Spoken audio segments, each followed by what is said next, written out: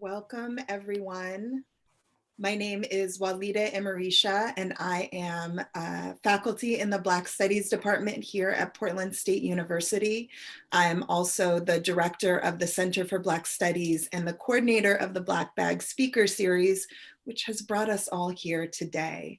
So this is an event for the Black Bag Speaker Series, which is the Black Studies Department's premier speaker series that's been around since 2006.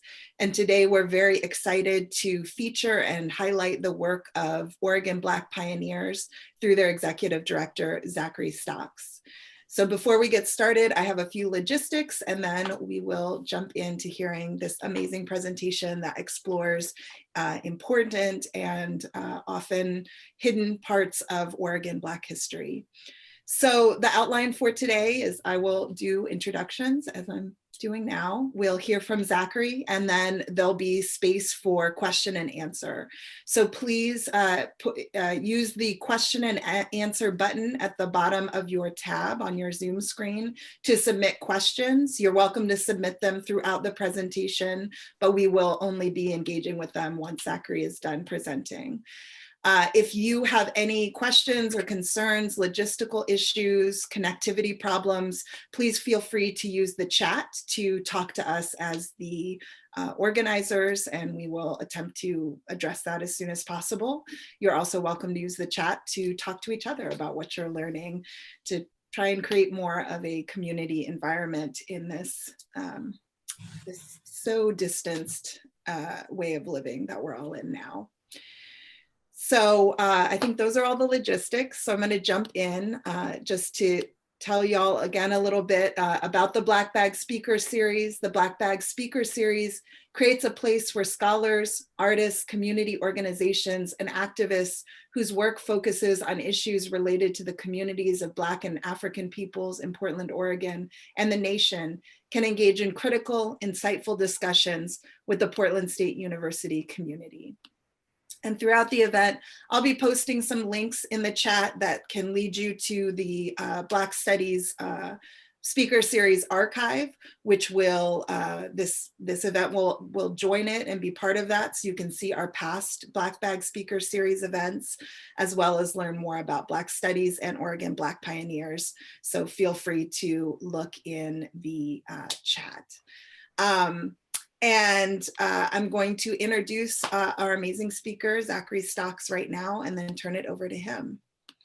So Zachary Stocks is a public historian, museum professional, and the executive director of Oregon Black Pioneers. Zachary previously served as program director of Historical Seaport and visitor services manager of Northwest African American Museum. He is a former intern of Colonial Williamsburg and Smithsonian's Natural Museum of Natural History, and is a current seasonal park ranger at Lewis and Clark National Historical Park. He holds a BA in history from the College of William and Mary, with a certificate in public history from the National Institute for American History and Democracy, and an MA in museology from the University of Washington. Zachary lives in Astoria. Zachary, I'm so excited to welcome you. We in Black Studies are so excited to be working with Oregon Black pioneers on different events, and excited to turn the program over to you. Great. Thank you so much, Walida. I'm going to share my screen now.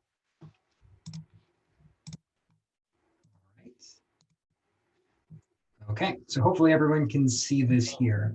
Looks good. Great, thank you. Once again, my name is Zachary Stocks. I'm the Executive Director of Oregon Black Pioneers.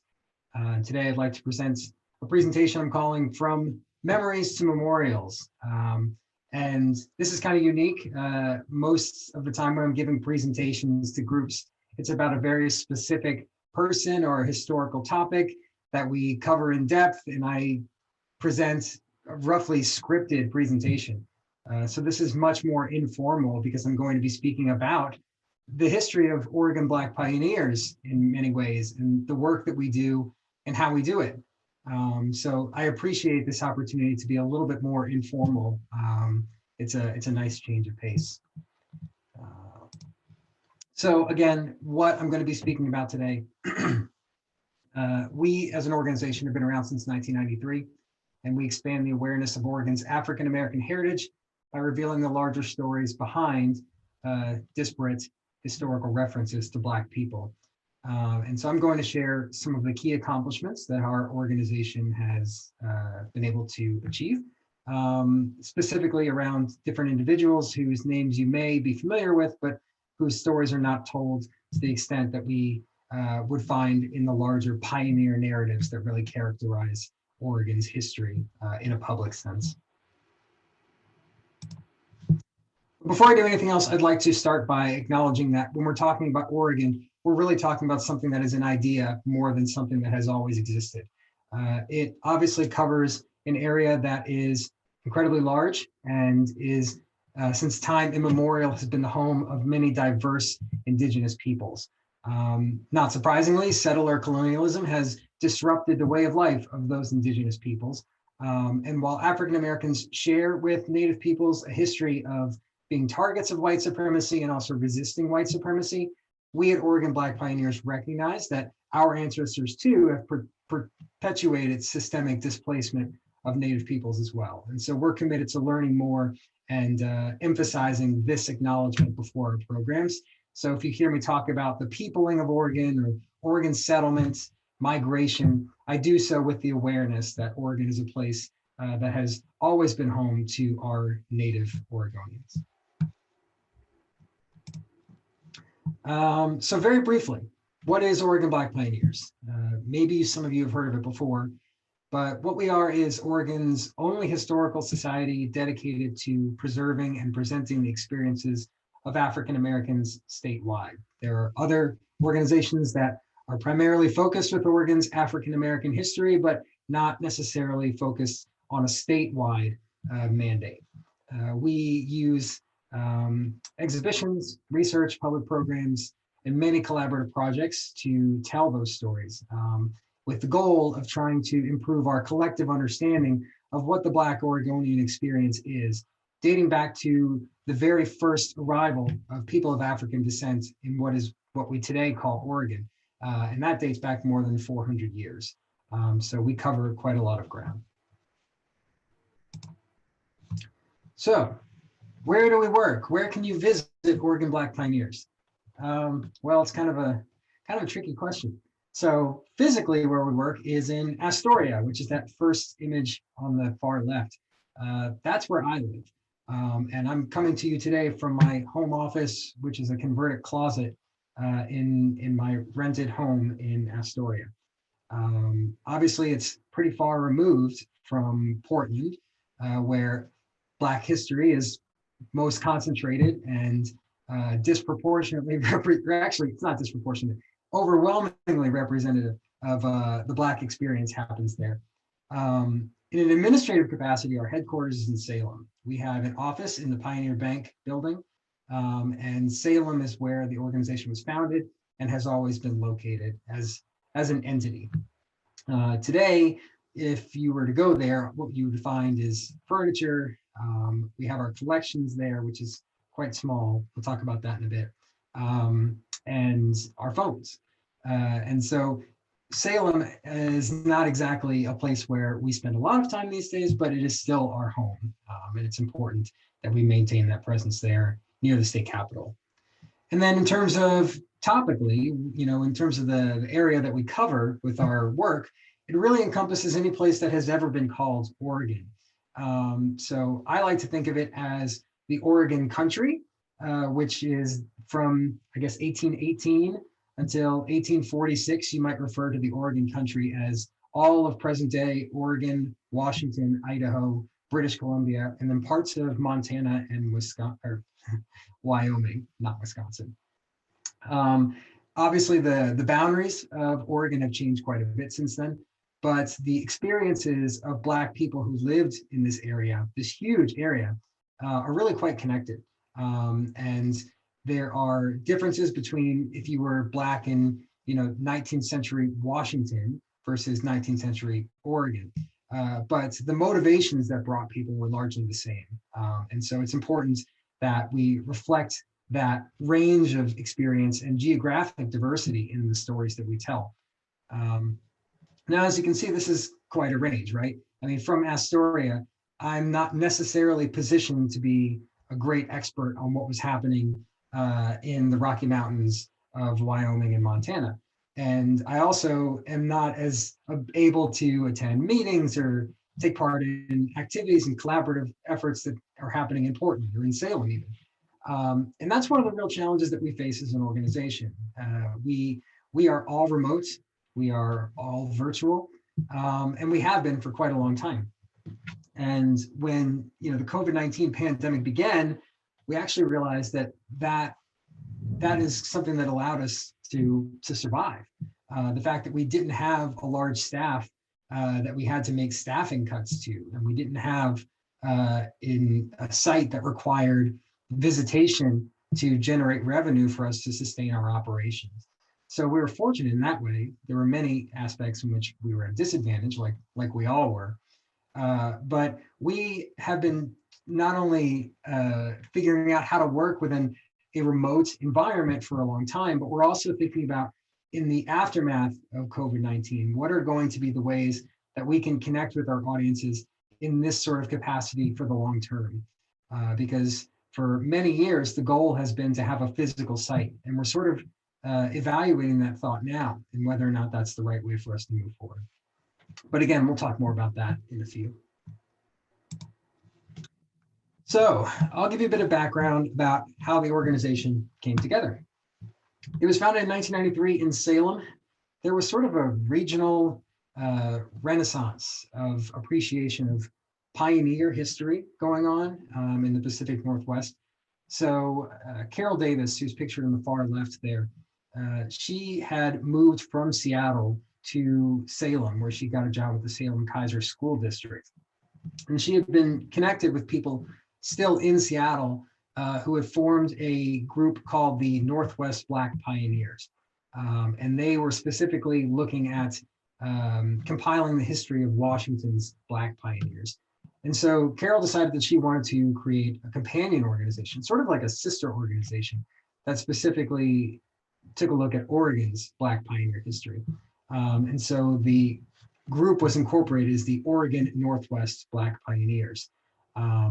That group that was in Salem actually was sort of the first movements of what would become the Northwest African American Museum, my former employer. And I think that the vision of beginning the process of developing a Black History Museum in Oregon was sort of the motivation of this group as well. Because this was moving out of, if you know anything about the history of museums in America, you know that for a long time, decades, it was all white institutions that were really repositories of objects that then distributed knowledge as it saw fit. But in the 1980s, there was a real push for particularly people of color to start forming their own institutions that function not only as places to keep their own heritage and share it with their audiences, but also to act as collaborative learning community centers. And so a wave of new Black History museums sprung up in the late 1980s and early 1990s. So the first projects that the new Oregon Northwest Black Pioneers got involved in were creating a couple of short pamphlets about Salem's Black history. And they had compiled the resources, done the research to find out who were some of the first Black figures in Salem. And then they put up a temporary exhibition at the Mission Mill Museum, which is today known as the Willamette Heritage Center in Salem. They also created a scholarship fund for high school students. And I think they did some school programs as well through Carol's connections. So these three were the first individuals who founded the organization.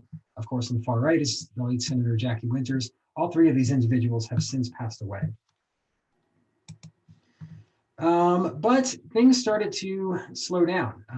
There were board departures, and the organization sat dormant for actually 18 years.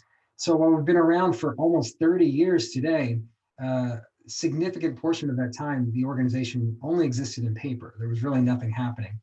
And that all changed in 2004 when Willie Richardson, who had been on the board, decided that she wanted to bring the organization back to life.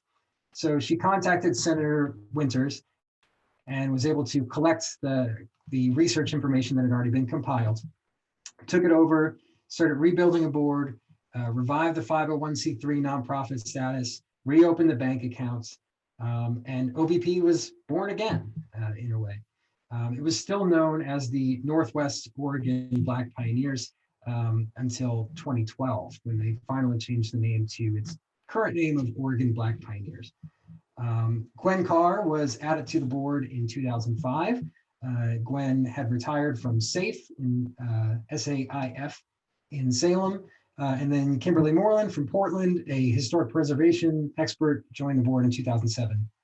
And so this trio really transformed the organization. And there could not have been three better individuals to lead this nonprofit and take it to the next generation of its life. So once Willie sort of revived Oregon Black Pioneers and reinvigorated the motivations to compile the stories of Black Salem, the work had to get done. Now is the part where people would get together and actually start to dig back into those stories that have been sitting dormant for such a long time.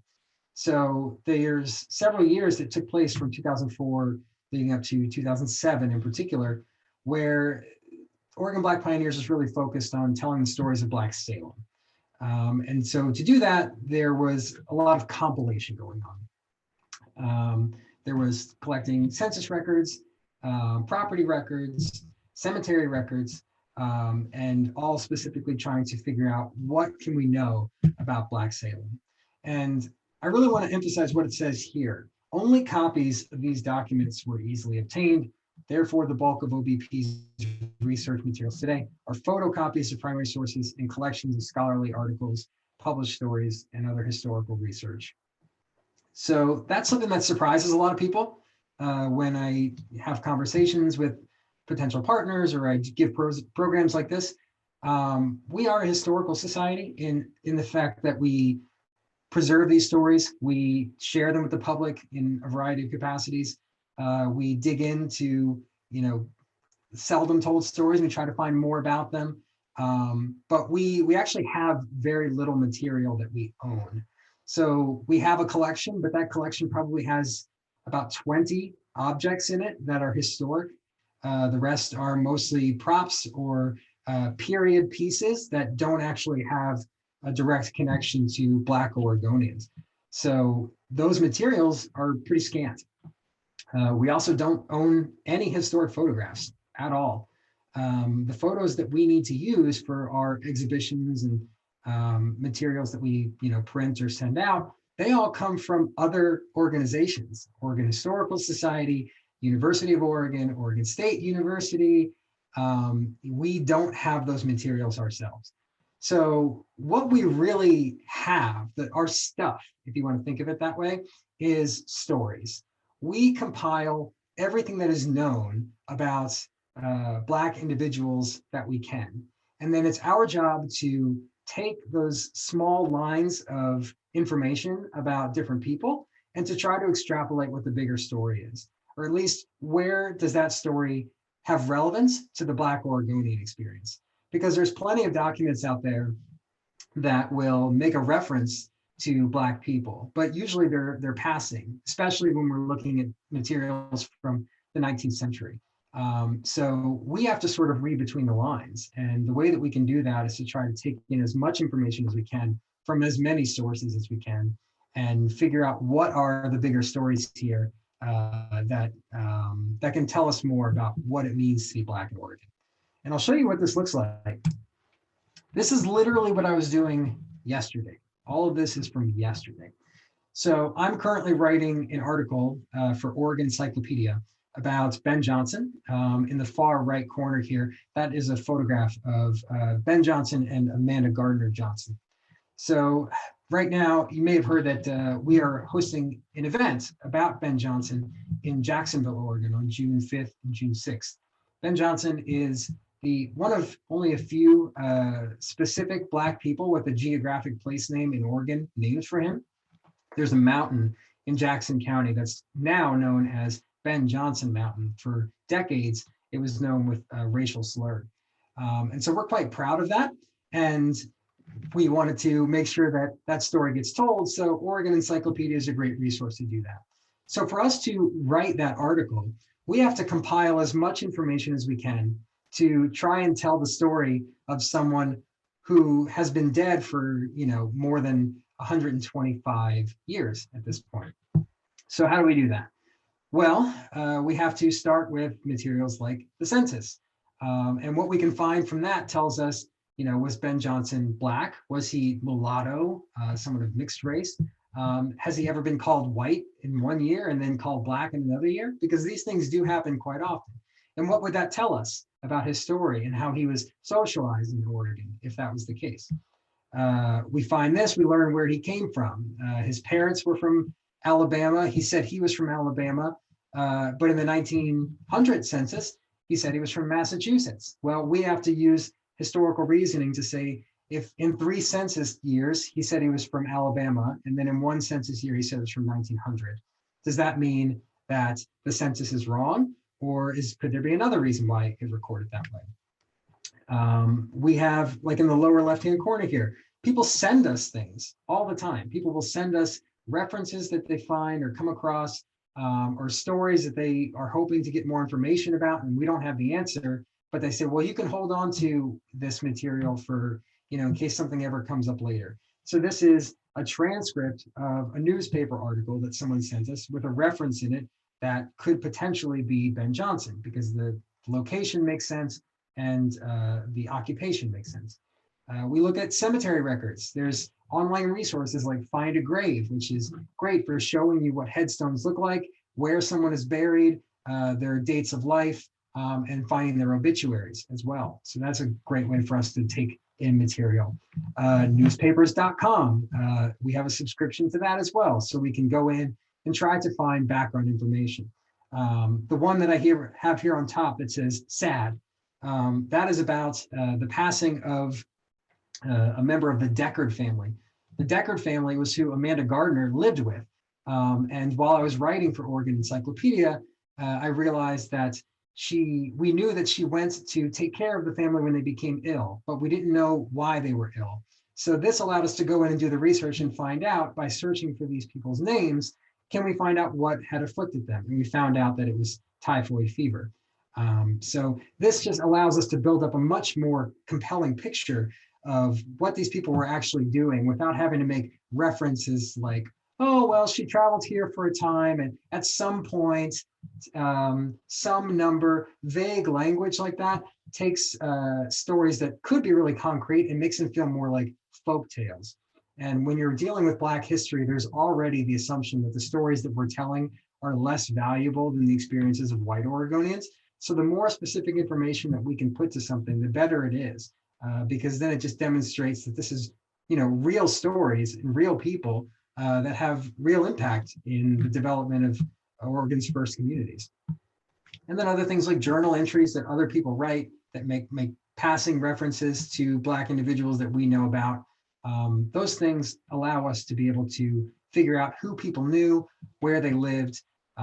So it all adds into the picture of someone's life story.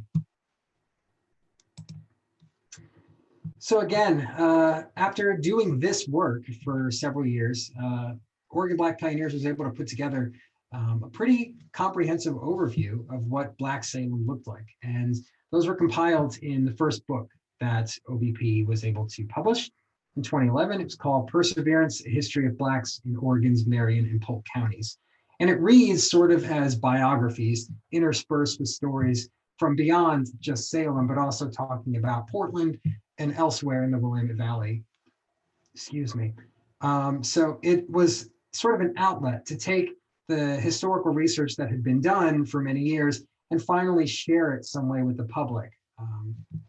And this really allowed us to be able to demonstrate clearly that there were not just 1 or 2 Black people living in Salem in the Willamette Valley during the pioneering years that brought tens of thousands of white people to Oregon. But this was actually a real community with large numbers of people of African descent who knew each other. They worked together, they married into each other's families, they owned businesses, they went to church, and they had interactions with white people, with indigenous peoples, with Chinese people. So it reframes the all-white mental image that many people still have when they think about early Oregon. Because the truth is, Oregon was a very diverse place before it became a not diverse place. And that's something that surprises people to hear. But the further back in time you go into the non-Indigenous settlement of Oregon, you find that from literally the first days, there were people of color here with whites. So there's never been a time when Oregon has been all white and then people of color just trickled in. That's just not how our state history works. And so who are the figures featured in this book who Oregon Black Pioneers research has been able to uncover more information about? I'm just going to give you a few examples. So one is America Waldo. She was born in Missouri in 1844, and we know that she was born into slavery. It's not entirely clear who her father was, her white father, but it's believed to be one of the Waldo brothers. Daniel Waldo was the first of the Waldos to come to Oregon. He came in the Great Migration of 1843. So he was not her father because he had already come to Oregon before she was born. But while he was here, he set up a farm in the area known as Waldo Hills near Salem. And then the rest of the Waldo family came, as well as America. As you all may or may not know, in Oregon, you could have enslaved Black people with you. Black women were allowed to be held in bondage for up to 3 years after their arrival in Oregon before they had to be legally emancipated. And by the way, many of them were held beyond that 3-year term. But as far as we know, America was emancipated after arriving in Oregon and lived in their home for many years afterwards. We believe that because of Daniel Waldo's writings against slavery, that he may have considered her a real member of the family. She was his niece, after all. But nonetheless, he also was representing the territorial legislature when they passed Oregon's Black exclusion laws. But in 1863, America married a man named Richard Bogle, who was a barber from Jamaica originally, and they had a wedding. And that wedding was quite controversial because Daniel Waldo gave a bunch of gifts to America, and people thought that that was inappropriate for a white person to give these wedding gifts to a Black girl. And at the same time, it was officiated by Abed Dickinson, a white Congregationalist minister. And some of the worst language about this was published in the Oregon Statesman by Aschel Busch, a prominent figure in early Oregon history. And later, this couple, after they were married, they moved to Walla Walla, Washington, where they became prominent pioneer family in the Washington Territory.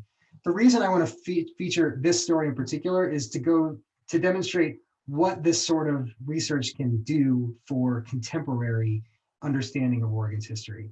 I am actually in the process of working right now with the Busch House Museum in Salem because they are thinking back to the way that Aschel Busch wrote about this wedding in particular and how racist his language was in response to this incident and other incidents, and thinking what are some ways that we can reinterpret this space and decentralize the story of Aschel Busch and instead talking about what is domestic life look like for early Salem. That collaborative effort would not exist without the research that was done in these 2004 to 2007 period by Oregon Black Pioneers. It's not as if no one knew about America Waldo or about this story, but it was never something that people considered foundational in our understanding of Oregon history. These were passing figures in what was a larger story, and that larger story to most people was the story of white people. But today, because of this work and more people's awareness of the people of African descent who lived here at this time, we have new opportunities to tell those stories through physical spaces that for decades have only interpreted white history. And that's a good thing. Other examples are folks like Hiram Gorman. His mother is quite well known, Hannah Gorman. She was the first Black resident of Benton County. So Hiram was born into slavery, as was Hannah and Eliza. But when John Thorpe from Kentucky moved with Hannah and Eliza in 1844, they left Hiram behind. And so he did not see his mother for decades. But in the meantime, while in Missouri, he fought for the Union Army in the Civil War. And then he got married and he went west. We first see him in the census in Montana Territory. And then he ended up in Salem. And he, at one point, became the owner of Hannah's property in Corvallis after they reunited. And for 12 years, he worked for the Oregon Statesman, that same newspaper, where he operated their steam-powered letterpress. And so for 12 years, every newspaper that was printed there had to pass through his hands. And that's a special story because these papers played an important part in people's lives, more so than we think about today. And because of his Civil War service, he actually has one of the few headstones of his own in the Salem Pioneer Cemetery. I'll talk more about that cemetery briefly. And another story I just want to point out because of how confusing this work can sometimes be is the interconnectedness of Salem's early Black community. So this is the story of the Bonter Johnsons. Jack Bonter was from Kentucky. He was a painter in Oregon. He did house painting. And he had a wife and 3 children. But after his wife Mary died, he asked his friends William P. Johnson and Elizabeth Johnson to adopt his daughter, Rosetta, which they did. And they were quite well established. They had several properties of their own. And then when William Johnson died, Elizabeth married a Black Canadian named Wayne Waterford, and they moved to Portland, and then raised their combined children's in that city. Jack Bonter didn't remarry, and many of the children did not survive into adulthood. Now, what this goes to show us is how many different iterations people's lives can go through, and how many different people come and go into those same stories. And that's what makes the historical research so difficult, because when it comes to Black history, not only are the records fewer and farther between, but people's names change. Spelling is not always the same because not everyone was literate. People's ages are not always the same. So we can't use the same traditional research methods that work so well for searching for white history. So genealogy, family history, it doesn't go quite as easily because there are all sorts of incidents like this where someone may have been colloquially adopted, but not necessarily officially adopted. In this case, we were able to piece this together because there was a formal process for adoption, and that required paperwork. And it's this paperwork that allows us to create a paper trail and put the story together. But without that, it might be impossible for us to really know anything about the connection between Jack Bonter and Rosetta, whose last name at different points may have been Waterford, it may have been Johnson. So just goes to show you some of the challenges that we face in doing this work, but how much it can tell us about how interconnected people's lives were if we can get it right. So this was going really well. And the biggest sort of turning point in the organization happened in 2007. There were a lot of these figures that OBP was doing research about. They found that many of these figures were all buried in the Salem Pioneer Cemetery.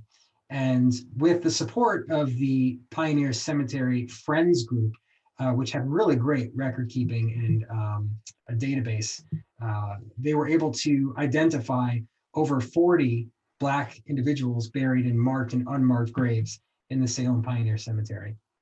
And so in 2007, OBP purchased and erected a headstone for all the Blacks interred in the cemetery and installed it there. It's not a great picture, but on the one on the right, you can see the back of this memorial has the names of all of those figures known to be buried in the cemetery. So this represented a really important moment for the organization because one, it gave the organization specific individuals to target for future study to say, all right, well, this is the community that we want to learn more about. And now we know their names. It also was important because it was the first time that OBP's research led to something that actually transformed the physical environment of a space in Oregon, where we can actually mark a space as a space where Black history happened. This is a site where there is information about the Black experience in Oregon. And that is a theme that has been expanded on in the years ahead. But before we get to that, the success of Perseverance led the organization to want to do similar work Kim Moreland, again, a board member of ours who lived in Portland, was able to write another book called Images of America, the African Americans of Portland. It's sort of a photo essay of Portland's Black history. The photos are really incredible. If you get a chance to see this book or to buy it, you'll enjoy it. It's really pretty amazing. And we also recently acquired the copyrights of the book, A Peculiar Paradise, which is one of the first histories of Blacks in Oregon. It was written in 1980. So we'll hopefully be able to republish that within the next year. And from there, we started to think, what are some other ways that we can share these stories besides just books or headstones? And the organization moved to exhibits.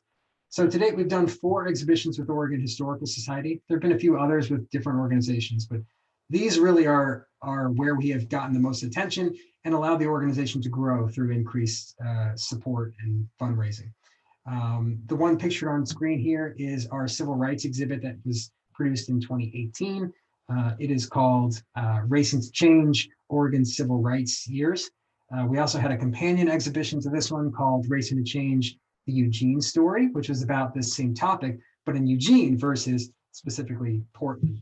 We also had a train exhibition called All Aboard, Railroading in Portland's Black Community, and another called The Community on the Move, which talks about the Black population just before World War II in Portland, the influx of Black workers for industrial labor in Portland and the development of Vanport, and then the entrance of Blacks from Vanport to Portland after the 1948 Vanport flood.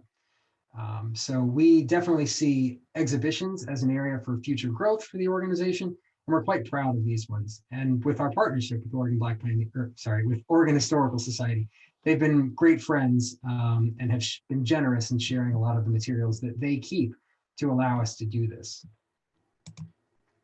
And then we've also got involved in other efforts to, again, make physical changes into the landscape. And one way we can do that is by renaming efforts.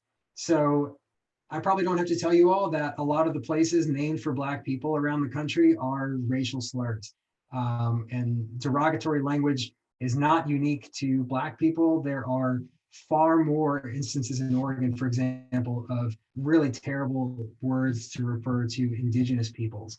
And so we have been grateful that Gwen Carr in particular was on the board of the Oregon Geographic Names Board and was able to take leadership efforts around the renaming of different spaces in Oregon that were ostensibly named for Black people, but not necessarily specific Black people. And so when there was examples where we knew who a person was that these geographic features were referring to, we could then do the research to support a name change. The first time that happened was in 2014 when Negro Brown Canyon was renamed John Brown Canyon after a Prineville and Warm Springs farmer named John Brown, who was from Canada and migrated to the American West for the gold rush and then moved to Oregon and lived there the rest of his life. So that is a great example. Without Oregon Black Pioneers research, there would have been probably no one who had a great starting point on where to do that work. And while others could have done it, it was never a priority until there was a Black Historical Society willing to take on the effort and really make it a priority to rename those spaces. And then I mentioned the Ben Jonson Mountain story. So that just happened in 2020. And in June, the first weekend of June, we're going down to go hike that mountain that's pictured in the bottom left. We're going to go all the way to the top and celebrate the renaming of this space for Ben Jonson. So what's been happening lately? Well, I'm pretty new. I've been on the job now for almost a year. I got hired in June 2020. So I have never not been in a COVID environment as long as I've been with Oregon Black Pioneers. As a matter of fact, I've only even met one of my board members in person, which is kind of strange after this long. But that's the reality. And so since then, I've been trying to think about what are the things that we can do really well as a remote organization, and how can we build up the financial resources to be able to do more of that work and reach many, many more people and get folks excited about all the things that are possible when we compile these resources together. And one of the things I really wanted to do a lot of were more of these memorial projects. So, for example, we have these historical markers programs that the state puts up, the Oregon TIC. That's the one on the picture. There's that triple Nichols marker. And below it is one of Captain Robert Gray that Oregon Black Pioneers helped to get language about Marcus Lopez, who was a Black cabin boy on the tall ship Lady Washington, the first American ship to ever make landfall on the West Coast. It landed near Garibaldi. And Marcus Lopez, unfortunately, was also the first Black person to die in Oregon. They had a skirmish with the Tillamook tribe. But if you look at this bullet point list here, all the ones with asterisks, what is the plural of asterisks? All the ones with an asterisk next to them are the ones that had already been completed or were in the works before I came aboard. All the other ones are ones that we've done in the past year or are still working on right now. So we are really working hard to collaboratively and independently develop new efforts which physically transform the spaces of the state and let people know that Black history does exist. We also do work by contract. Now we're working with Oregon Coast Visitor Association to create a marketing portfolio for destination marketing towns on the Oregon coast to say, here are the sites where you can come to learn more about Black history when you're traveling up Highway 101. We also worked to provide some historical context for the Eugene Marathon. They developed an app called Strides for Social Justice. After they had to cancel their in-person marathon last year, they thought, well, this is a good opportunity to create a running app. And they decided to make their route a Black history route. And so we and several other organizations contributed stories. We did the research and populated this app. So now people can learn about Black history while they run through Eugene.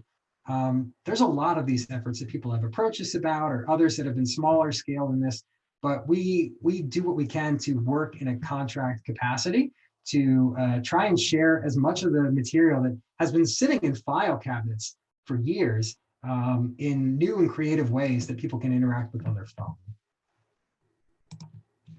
And then we do virtual and in-person events. So I've been doing a lot of these. I've been averaging about one every 2 weeks for the past 12 months. So it's been a lot, and I'm only a part-time employee. So spend a lot of time on camera talking to people about Black history. But that's good because we want people not only to familiarize themselves with our organization as the keepers of this knowledge, but also to make sure that people are conversational in the fact that Oregon's early history very much involves the history of people of African descent. Because the more people talk about it, then the more they're willing to associate that as a legitimate part of our heritage, not just a marginal aspect. I think that there's still strong associations that people have that Oregon's Black history kind of begins with Vanport in World War II. But in reality, this is a history that's over 4 centuries. And so we share that also through our own programs, things that we sponsor. On the upper right-hand corner, that's an image of a barn at Hanley Farm. That is, again, for the Ben Johnson event on the 5th and 6th in Jacksonville, Oregon. We're going down there. We're going to have a picnic the night before the hike. That's an open event, by the way. If you all want to come to that, there's tickets available on our Facebook page. The hike is free, just pay as you will donation. And then we have programs that we do on behalf of other organizations. We get invited to speak to workplaces. We get invited to talk to schools. And so we've done some K through 12 work. And then we do things like podcasts and live streams. I try to be really accessible and do as many of these events as I can. Again, to get stories that have just been locked away, collecting dust, to share as many of them as possible, and to get feedback from people about what they want to hear more of. And then I'm hoping that we can have some cool new projects. I've got an idea that I'm sort of throwing around in my head about working with universities to try and take some of those materials that we have in our files, but don't have the capacity to be able to conduct, research from scratch on.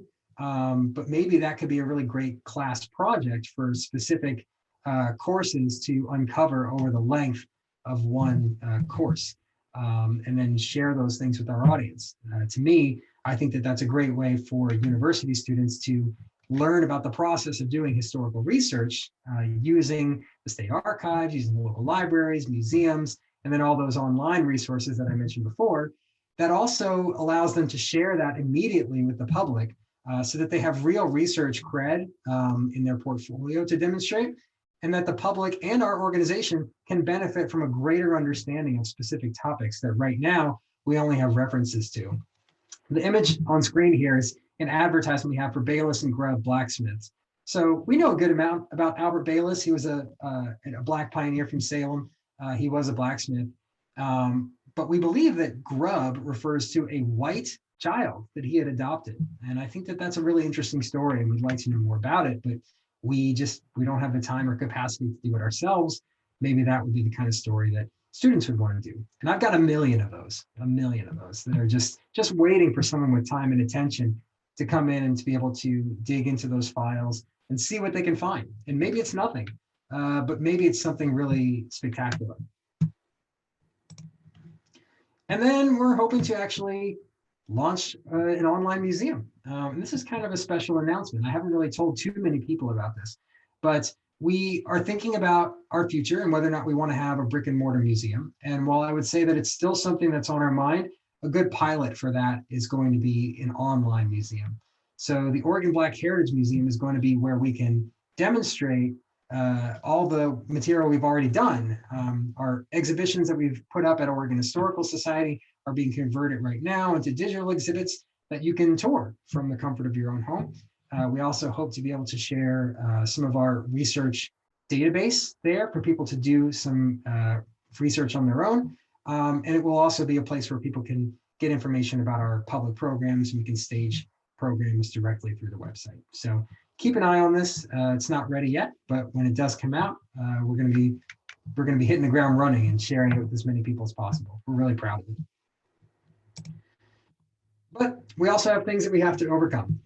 There's specific challenges still to work through, and some of them are pretty systemic. I mean, like I said, I am part-time at Oregon Black Pioneers. I'm also the only staff person at all at Oregon Black Pioneers.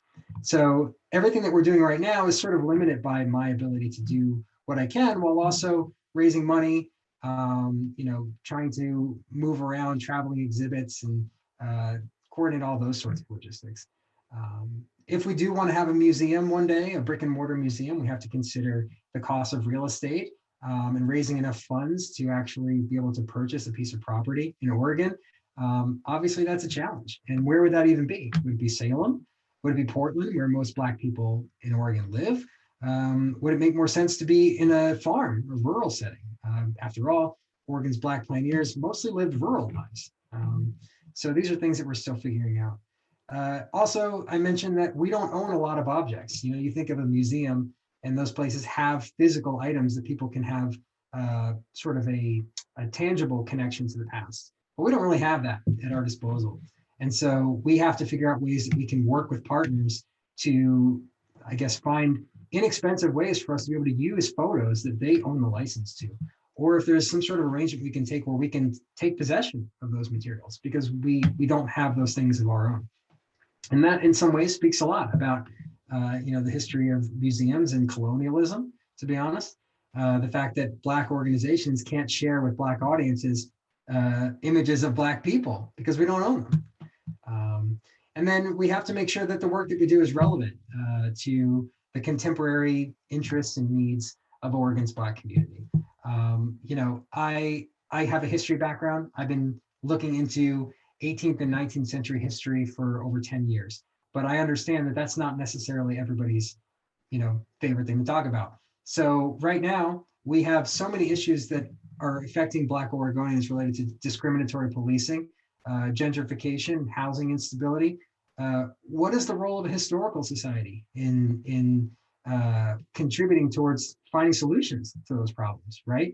We're a nonprofit. We can't really take strong stances on candidates or specific issues. We can talk about ballot measures, but there's a lot of rules around that.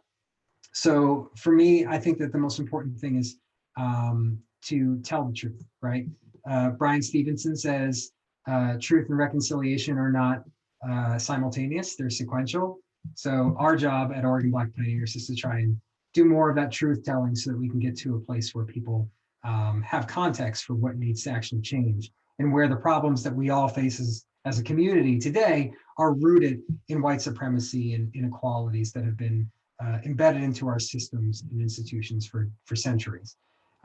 But there's probably other ways that we can work directly with groups that are actually targeting specific contemporary challenges within the Black community. And that's going to take some time and creativity on our part to figure out what that is.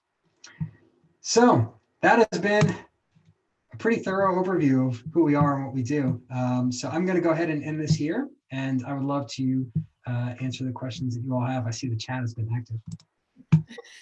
Thank you so much, Zachary. That was such a wonderful, delightful engagement in this history. I'm so excited that you did a broader presentation, because it was wonderful to hear about all of the work and the historical efforts tying in with the current efforts. So thank you so much. We do have a lot of questions folks have been sharing. People are very excited and interested. We have space for questions. So please, folks, feel free to keep posting questions in the Q&A, and we will get through as many as we are able to do so. So while you're presenting, there were a few clarifying questions that came through I just wanted to share. So sure. One question early on you mentioned, and you mentioned again at the end, Black pioneers mostly as copies of documents. And the question was, where are the original documents kept if Black pioneers doesn't have them? And I know you mentioned a little bit, but just expounding on that. Sure. So when it comes to photographs, like I said, a lot of the universities maintain the actual photographs, as well as local historical societies and county history museums. You know, the things that get saved tend to be the things that belong to white pioneer families in Oregon. And so they have their materials that then get over generations donated to local history museums. And so if they have family photos and one of them includes a photo of a Black person, you know, we're going to have a hard time even knowing that that resource exists, let alone have access to it ourselves, because people don't think to give us material like that. And so then we have to sort of do the manual work of contacting the Polk County History Museum and saying, hey, do you have any materials at all about Black people from Polk County? And if they do, they might have a photo or a reference to someone who's known only by a first name in one person's journal. So there's not necessarily a lot of answers solved even by having those resources. So for us, we have to sort of gather as many of those documents as we can to start to answer the questions that a single resource alone really can't do. Wonderful. And a sort of paired question that leads to some action for folks here is, how might participants on this call support efforts for OBP to reclaim Black historical objects currently owned by white-led institutions? Is that something you're interested in? That's a great question. So I have to be honest, I did a little bit of this myself recently. I reached out to Oregon Digital, which is a consortium of historic collections owned by the Special Collections Archives of Oregon State University and University of Oregon, because I felt uncomfortable with the fact that I had to ask for images of Black people to even just share on Facebook. And I can't do that each time, right? And so I asked for a blanket use permission to be able to download just simple JPEGs of all the photos that we wanted to use from Oregon Digital's archive. And they said, yes, you know, we had a conversation about it. They understood, you know, the position we're in, and they said, yes, we could do that. And I think that that is actually a really great model. And I want to encourage my colleagues who work in museums or in Black institutions, nonprofit institutions, to seek out arrangements like that and just be honest. I mean, I just told them straight up, like, I don't like this arrangement, the fact that we have to ask for these resources. And it sounds like these are things that they were already thinking about. So they were willing to do that. When it comes to objects and collections, I don't know. To be honest, it's not a huge priority for me right now because we have such a small collection storage area. We don't have the physical infrastructure to be able to take in very many objects and give them the level of care and attention we need. But if we grow and we are able to actually develop a first-rate, you know, museum collection storage area, yeah, I would very much like to talk to, you know, Oregon institutions and say, what shared use arrangements can we enter into so that we can display these materials to our public in a long-term capacity. And you can be involved in preservation, efforts to make sure that we're meeting the standards of care that these objects deserve. But if you have material that is part of the intangible heritage of Black Oregonians and it's sitting on a shelf, that does no one any good. And meanwhile, we are struggling to try and find any sort of piece that we can show someone and put in their hand and say, this is a real part of Black Oregon heritage. So I don't really have an answer to that person's really good question, but it's definitely something we're thinking about. And I think it's going to involve just having some really honest conversations and telling people exactly what we want. And I'm looking forward to doing that as soon as we have the resources to be able to take more possession of things. No, that's so powerful. And it's powerful that you had an example of doing exactly that. And I think it speaks to what you were saying before, the need for specificity in these stories, so that I really liked how you framed it, so they don't just sound like sort of folk tales and get dismissed, but also the rarity of that specificity by the very same white institutions that are dismissing it because there isn't that specificity, or because you don't have access to it. And honestly, it's not even just top tier white-led organizations. It happens in our community as well. Like, there's a story right now that we're developing a historical marker for in Coquille about Beaver Hill, which is a historic mining town that had a lot of Black residents there in the late 1890s. And so I came across a reference to Beaver Hill, and it was pretty non-specific. It didn't say the number of Blacks that lived there. It didn't have a specific year attached. And so just reading a reference that said that many Blacks worked there, I sort of thought, does that really matter? And is it really true? But we did the research, and I was able to corroborate the story and realize that in between 1895 and 1897, when there were about 1,100 Blacks in the entire state, there were over 100 who lived in this mining town that is a ghost town today. It doesn't even exist. And that is a story that's really worth telling. And that information did not exist anywhere else. No one was just keeping that story, and already people might have heard of Beaver Hill, but they didn't necessarily think of it as a place that was significant in the story of the Black Oregonian experience, right? So it takes the intentional effort of groups like ours to say, we want to know more about the people who lived here, and then to do the research to put specific dates and names to these stories to make them not just those folk tales or things that might be sort of, colloquial stories, but make them real historical moments in our state history, and then enshrine them through whatever resources we can, like an exhibit or a historical marker. So there is a lot of interest in the piece you mentioned around the collaborations with the university. And I do just want to assure folks that Zachary and I are absolutely talking about a PSU Black Studies, Oregon Black Pioneers collaboration. We are getting in there on the ground floor. So we are excited to work on that, and excited to hopefully share more information in the future with the rest of the PSU community. But we did have a specific question from a student asking how can they help to fundraise or reach out or volunteer with Oregon Black Pioneers. So one of our biggest needs is marketing and communications. Like I said, I'm the only one working on staff, and I don't use social media in my personal life. So we have a Facebook page and nothing else. And because these things are all connected challenges, right? Like, because we don't have materials that we can show pictures of, because we don't own the pictures, we have very little visual content to share on a platform like Instagram, right? But because we don't have Instagram, we miss out on reaching the demographics that we really want to be a part of these stories. And so it's a challenge for us to raise money. It's a challenge for us to sell tickets for our events, because we just don't have very much that we can do to get the word out about who we are, what we do, what histories we interpret.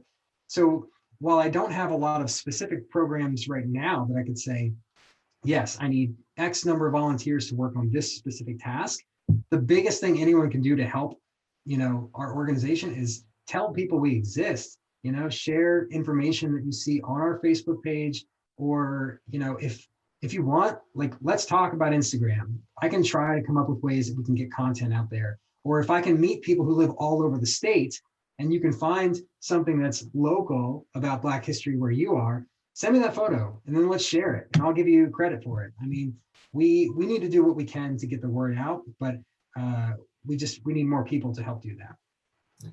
Yeah, and I know during February and Black History Month, I saw Oregon Black Pioneers on Facebook was posting sort of individual stories and images of individual Black history. And I thought that was an amazing engagement, and the sort of, the kind of specificity, because we talk about the history very broad, but then being like, as you did in this presentation, here's this person, here's their story, look into their eyes. It was very compelling to me, and I was definitely sharing it with folks. So I'm excited about that kind of potential social media engagement. Yeah. People love that. People loved it. And I would want to be able to do things like that all the time. And I think that to some extent we can do it now more than we could then, because we have this agreement use with Oregon Digital's photo archive. But at the same time, I want to be sure that we're sharing not just historical photos, because we work very much in the near past as well, right? So we want to know about things that are happening 5 years ago, or we want to know about what is going on right now in Lakeview. Are there Black members of that community there that are trying to organize efforts around racial justice? Like, I want to shout that out on our Facebook page, but people don't really know us or haven't really connected with us in that way, and that just takes time, and I think it takes more staffing. So I definitely need some support in getting acquainted and sharing resources. So there are a couple of questions that seem linked potentially. So one is, are there any archaeological research projects in Oregon that focus on Black history?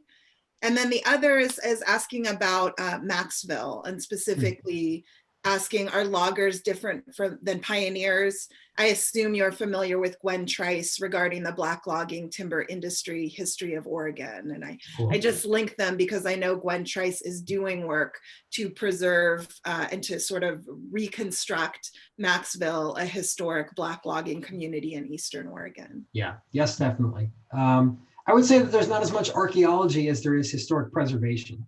So there are a few projects going on in the state to try and stabilize or repair or rebuild historic Black structures. Most of them are in the Willamette Valley, but there's a couple of Portland sites as well. And Maxville, of course. Maxville is in Wallowa County, far eastern Oregon. And the Maxville Heritage Interpretive Center, which Gwen Trice is the director of, is in Joseph. But Maxville is actually its own community that's near the town of Wallowa. It's a ghost town now, but yes, Gwen is trying to actually restore a cabin that I think that they have all the timber from, and rebuild it at the site where this town that was once very diverse and sort of an integrated town of Black and white loggers actually stood. Whether or not loggers are pioneers, sure, they could have been. It depends on where you lived. The ones that lived in Maxville, not necessarily. I think that Maxville was developed in around 1910, whereas the pioneering era, at least when we're talking about Oregon, is largely between the 1851 through, or I'm sorry, like 1841 until maybe 1860 or so. But these are interconnected stories, and these first non-native peoples who lived in these places, they relied heavily on industrial labor, largely male labor, to sort of construct what would become some of the first towns in Oregon. And we saw a lot of interdependency of Black and white people during this time, but also some of the worst years of anti-Black racism. So yeah, there's a lot of crossover there. Yeah, good question. Yeah. There were a few different questions specifically around Ben Jonson and the mountain. And so one is just the large question, why was it named for Ben Jonson in the first place, even with the offensive name? Sure. And then there was another one referencing one of your slides. It says in an earlier slide, there's a photo of Ben Jonson ? Cabin at the mountain. Are there any efforts to restore the structure or reconstruct it? And I'm not sure if this is, I'm sorry, I'm not sure if this is connected. It says, I'm curious about the house in the photograph on the challenges slide. I don't know if that's the same house. Oh, it's not the same house. Okay. I'll start with that one. So that house is the Gorman House. I mentioned Hiram Gorman. He owned that house at one point, but it was the home of his mother, Hannah, and his sister, Eliza. And so that house is really unique. It's the oldest standing home in Oregon that was lived in by a Black family. And so it was built in, I think, 1850, 55 in Corvallis. It's in downtown Corvallis. So that's a really cool example. It's privately owned. We know the homeowner. She's very nice. She's working hard to try to preserve it independently. I think that they have some grant support behind that. So we're just excited to continue to help interpret that site with her as it becomes more habitable, because right now I don't think it's really in a position where anyone could even tour it. In terms of Ben Jonson, so Ben Jonson was from Alabama. He came to Oregon in 1853, and he went to Jackson County, and Southern Oregon. And then he started working as a blacksmith in a company town called Uniontown. And while he was there, between 1868 and just about 1870, he lived on that mountain. And so he built his blacksmith cabin, or his shop, and a cabin attached to it. He lived on that mountain, and that's where he worked. So within his lifetime, people started referring to that mountain with a racial slur in association with him specifically. And so even though he only lived there for probably less than 3 years, nonetheless, he was probably the first non-Indigenous person to ever live there. And so it stuck. And while he had become forgotten to time in a lot of aspects, the name still existed. And when in 1908, I want to say, when the Rogue River National Forest was established, that racial slur was included in the official map. So it became an official place name. The cabin, I think, was still standing as recently as 2002. I don't think it's there anymore. I'm pretty certain it doesn't stand anymore, actually. There's no efforts that I know of that anyone has expressed to try and rebuild a cabin on the site. It is public land. I think it's owned by BLM. But the closest thing that we can do is go and be in the space and think about what Ben Jonson's life might have been like when that was his home. And so that's what we hope to do. And so we're just going to go hiking. It's a 1.1 mile hike from a big parking area at the base of the mountain to the summit. And it's 5 miles from Cantrell Buckley Park in Jackson County. So that's going to be our base camp, where we check in, get a water, learn a little bit about historic blacksmithing and about Ben Jonson and his life. And then we go hiking. So it'll be fun. If anyone wants to take a big road trip, I think from Portland, it's probably about 5.5 hour drive. And I just posted the link in that, and I posted it earlier as well to folks for the to get that information. And yeah, I think it's such a great way to encourage folks to engage actively with this history as well, and such a great way to celebrate this important, renaming and win that y'all have helped spearhead. So thank you for creating that space for folks. I think, $1 million question that is in the chat is, how do we get this information into public schools? That's the number one question we get. Whenever I do programs and presentations, everyone always asks that. It's a work in progress. This is another issue with capacity, because, developing curriculum for K through 12 takes professional expertise, and it takes a lot of time. There's a lot of interest. Teachers really want to share this material with students. And I think that there's support from certain state education bills that would allow them to introduce these stories and fit nicely into the curriculum. but we just need someone who's able to develop a lesson plan that adheres to those curriculum standards and can share these stories. So we're hoping that we're going to be able to fundraise in the next year, specifically to try and find a curriculum specialist who can write those materials and then make them available through the network that we've built up with Oregon Education Association, Oregon Department of Education, and have those resources reach as many teachers as possible. So it's very much a work in progress. It's a priority for us in our next strategic plan, which we're about to write. So soon enough, I hope. Awesome. There were a couple just logistical questions on what you asked that I wanted to clear up. So one asked, Beaver Hill is located where in Oregon? Coquille. It's in Coos County. It was a coal mining town, and Coos County is the only part of Oregon that ever had coal. And so if you drive down the coast toward like Bandon and then go due east about, I don't know, 10 miles, that's where it is. There's nothing to see there now. It is really a ghost town. It's gone. But we're going to put the historical marker up, and it's been approved.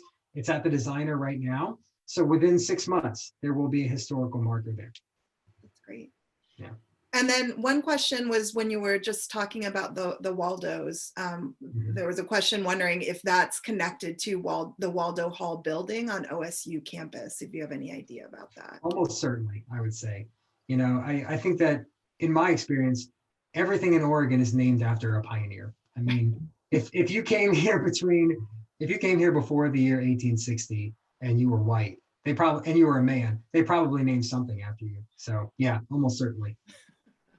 Right, which is part of the work that you're also raising up and making us aware of who do we want to honor and who do we not want to, right? Because there's some ugly stuff that I think needs to be addressed. And some places are already doing that work independently. I know that in Oregon City, the schools have been thinking a lot about, who they're named after, and they've reached out to us for recommendations. And the same thing I think has happened in Benton County schools. So I'm happy to just share, resources that we have about specific early Black figures who were here during the same time periods as a lot of the white figures that these schools are named of, who thankfully don't have the same legacy of, settler colonialism, native displacement, slave ownership. I am always willing to offer substitutes for people looking for that. That's wonderful. That's a wonderful resource as well, because I've definitely through my work in Oregon Black history been contacted by a lot of folks being like, we want to change the name, but to what? And we want it to be someone local who deserves to have something named for them. So it's wonderful to know that Oregon Black Pioneers is like, we're here, we got lists, call us up. Yeah. Great. Well, I want to, be respectful of everyone's time. I know it's lunchtime and folks are having to head out. So just want to offer if you have any last thoughts or anything you want to share with folks. I would say just, keep up with us. We have a newsletter. I send it out once a month. I'm not going to spam anybody. So if you want to sign up for that and hear what we're up to, please do. And follow us on Facebook. Hopefully one day we'll have an Instagram. Visit all of these historical markers. Learn about the incredible history and heritage of Blacks in Oregon that is your heritage too. You share in this. And if you are looking for resources or ideas, I'm an open and honest person. If you say, hey, I want to know about this specific individual and I don't know who that is at all, I'll tell you that, but we can talk about that, or we can try to find some alternatives. Reach out to us. hello@OregonBlackPioneers.org. Wonderful. And I posted the link to your website as well. And I know you have a contact us section. So I think folks can also reach out through there as well, and your Facebook. So I want to thank everyone for coming out. I really want to thank Zachary Stocks from Oregon Black Pioneers for this really incredible, engaging, and insightful program that is not just about preserving history, but having it lead us forward to to different futures, as well as changing the present. So thank y'all for attending. This presentation will be archived, so I just put the link in the chat. It'll probably go up in a couple weeks, so folks can go to that at PDX Scholar in Portland State's library. You can also look at our past Black Bag Series events, which will also be up there. And lastly, we have a slide for this. Thank you so much for sharing that, David. And thank you to David Burrow for always doing amazing AV support at PSU. But I'm posting the link again. We will have another Black Bag series that actually Zachary is going to, and Oregon Black Pioneers is working with Taylor Stewart with Oregon Remembrance Project to memorialize and honor a historic Black lynching victim, Alonzo Tucker, who was lynched in Coos Bay in 1902. And so I've posted the link there, but it is also free and open to the public. So please feel free to come back and join us and help us spread the word about that. Please spread the word about Oregon Black Pioneers. And thank you all for attending today. Take care. Thanks, everyone.